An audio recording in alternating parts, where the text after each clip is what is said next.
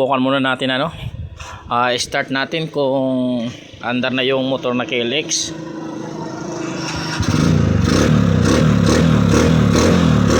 Yan, umandar na, huwag click. Ayan po guys, may KLX dito na dinala no. Bali walang supply na lumalabas sa may ignition coil.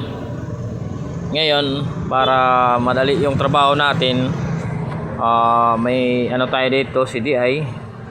Subukan natin doon sa parteng CDI niya. Ito muna yung gamitin natin, yung sa Supremo ano, kung lalabas yung kuryente. Ngayon subukan muna natin ano, kung may lumalabas. I-check muna natin yung kanyang wire ano. Check muna natin para malaman natin na goods po yung kanyang supply, yung ground at positive doon sa may CDI ng KLX. Okay, gamit lamang yung ating tester, may wagang tester. Ilagay muna natin dito sa may ground yung test clip.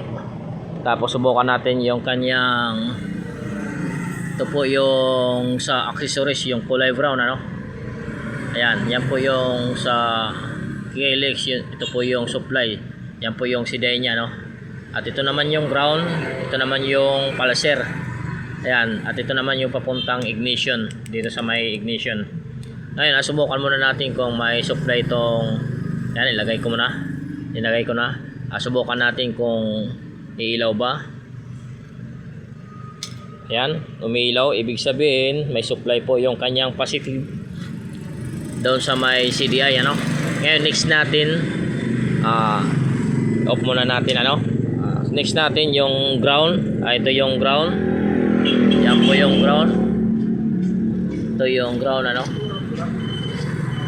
Yan po yung ground. Bali next natin yung kulay black na may stripe yellow. Yan po yung ground sa KLX dahil Kawasaki ito.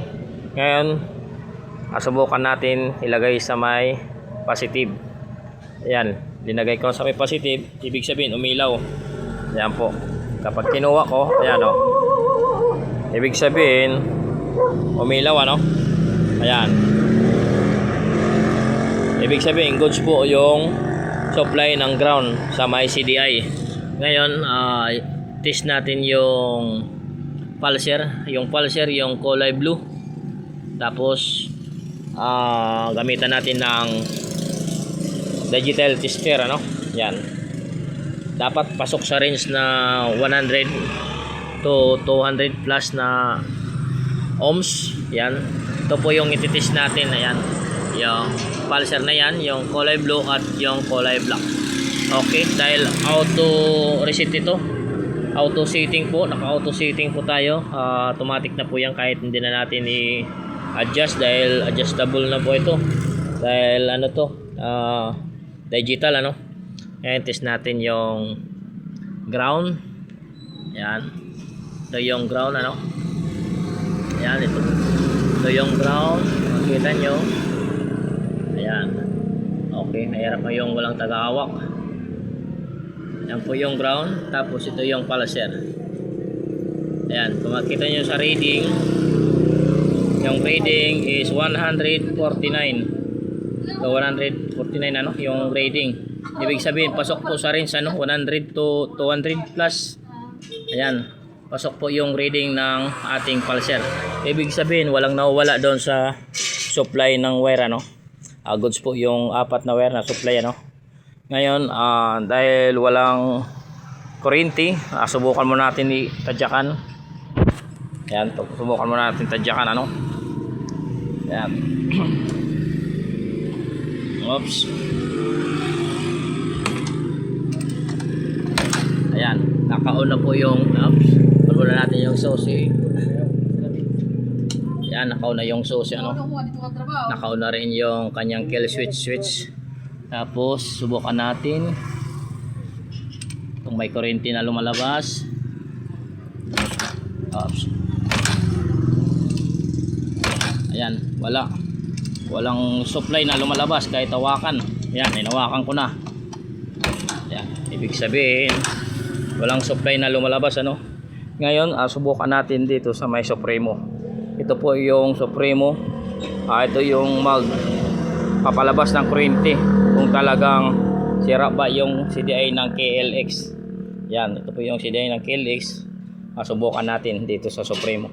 Kapag lumabas, ibig sabihin sira po yung CDI. Ano? Ito po yung madali para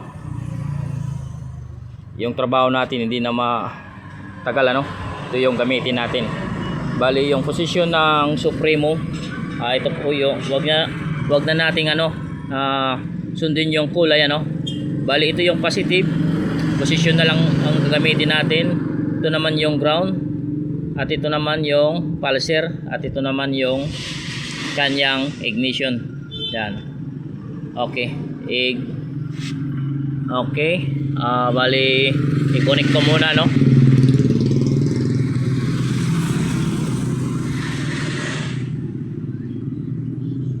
Selby.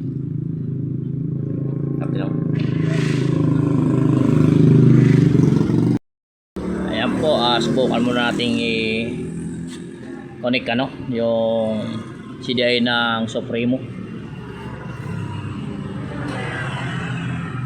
Kunin muna natin yung kanyang socket. Ayan, bali ito yung socket ng KLX. Ayan, subukan natin, bali itong positive na ito po yung posisyon ng positive ng Supremo. Ilagay lang natin dito sa may kulay brown. Ito po yung kulay brown. Yan. Subukan muna natin kung may kuryente na lalabas. Tapos ngayon next natin yung ignition. Yan. Ito po yung sa ignition, yung kulay itim. Ayan, kulay itim. Lagay lang natin sa kulay itim. Oops. Tapos mamaya na natin i-organize Yan, lagay mo sa itim. Tapos ito naman yung sa ibaba, ito yung ground. Yan. Lagay natin dito sa may ground. Ito po yung ground ng KLX. Kapag Kawasaki po, yung ground ay black, stripe, yellow. Yan po yung sa mga Kawasaki. Kapag accessories naman ay orange, Ayan, orange po. Oops.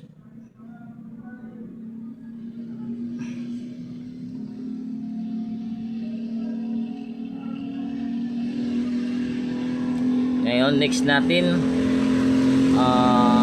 ito yung pulser, ito yung pulser.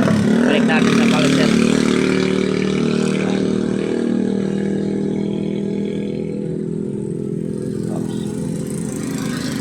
Ayusin lang natin para hindi magka-dikit-dikit. Okay, ito yung sa pulser,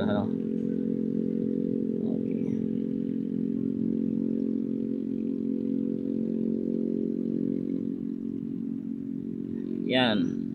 Ayan po, nailagay na po natin yung apat na connection, yung sa pulser, positive. Ito yung sa ignition, ito yung sa pulser, ito naman yung ground. Yan po. Ngayon subukan nating palabasin muna yung kuryente, Ayan.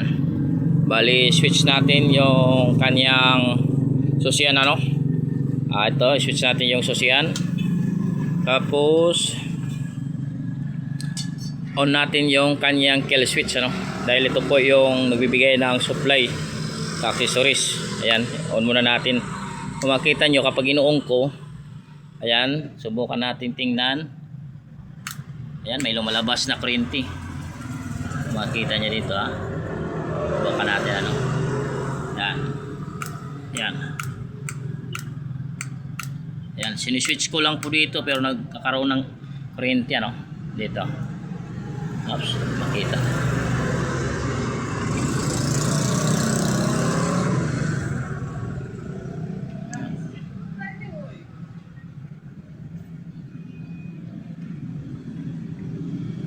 Oops, switch natin.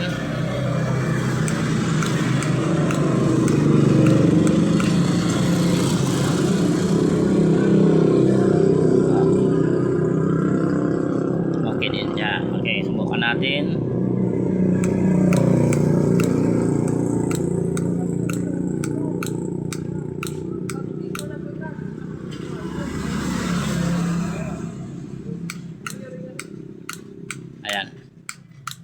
Ayan, lumalabas na yung kanyang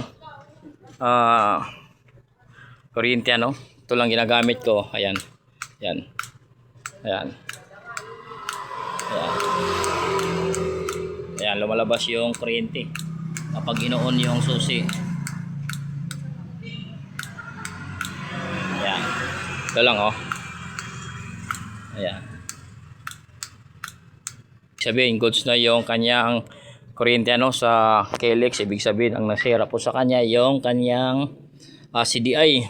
Sira na po yung CDI ng KLX. Kaya papalitan natin yan ng bago. Yan, update ko kayo. Yan po yung sira sa kanya. Ito, pang test ko lang ito. Itong Supremo nito. Pang tester ko lang ito kung sira talaga yung CDI. Ito po yung ginagamit ko. Ayan. Pwedeng 4-pin, pwedeng itong Supremo. Wala tayong available na 4-pin CDI, ano, yung Liowa. Supremo muna yung ginagamit ko. Yan, ito, para ipalabas yung kuryente ng KLX dahil sira na yung CDI ng KLX. Bali, palitan na lang ito ng bago. Yan, ito yung CDI sa KLX. Yan. Yan, replacement lang ito. Selby ang tatak. Yan, subukan na natin dito ilagay, ano, kung yan, pang KLX. Ayan po nakalagay, KLX, ano. Subukan natin kung under yung KLX, ano, kung magkaroon ng kuryente yung kanyang ignition coil. Okay. Okay, buksan muna natin ito, no, para masubukan na itong CDI ng KLX.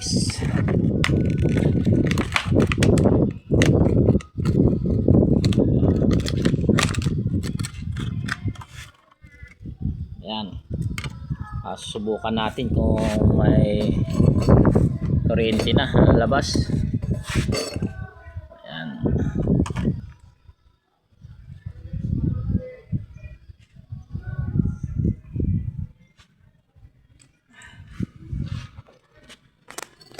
Ayan po guys, at ito na yung sakit, ano. Ilagay muna natin itong CDI na ito.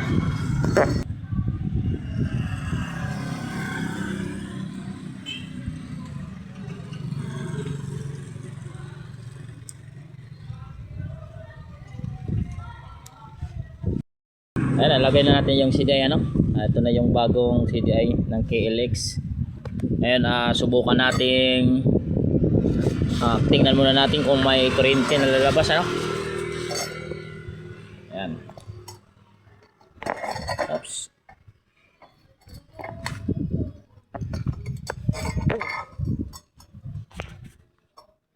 Ayan, subukan muna natin kung may lalabas na kuryente. Oops. Okay. Subukan muna natin. Start natin kung meron. Ayan, malakas.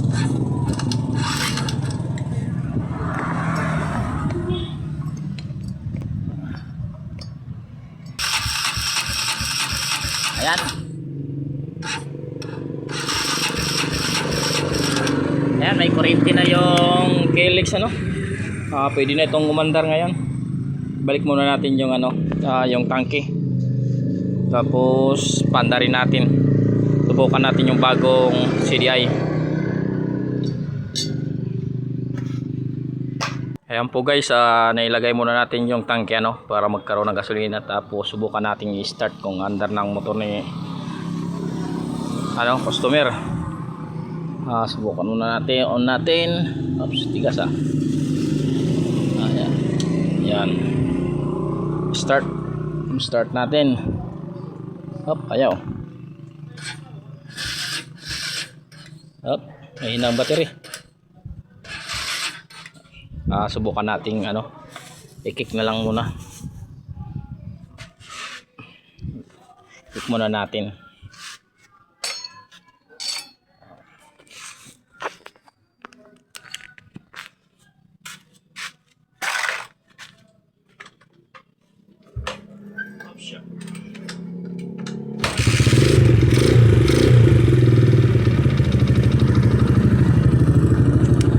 Ayan, umandar na yung motor, ano, na KLX.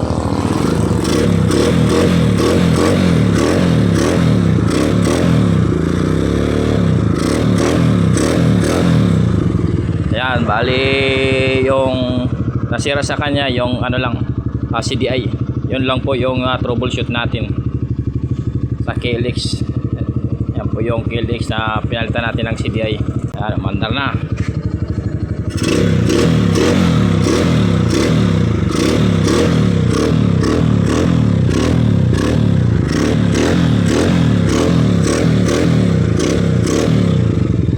Ito pa, subukan natin i-start. Oops, patay mo na. Start. Ayan. Ayan, madaling paandarin. Ayan po yung KLX 150 na nasira yung CDI.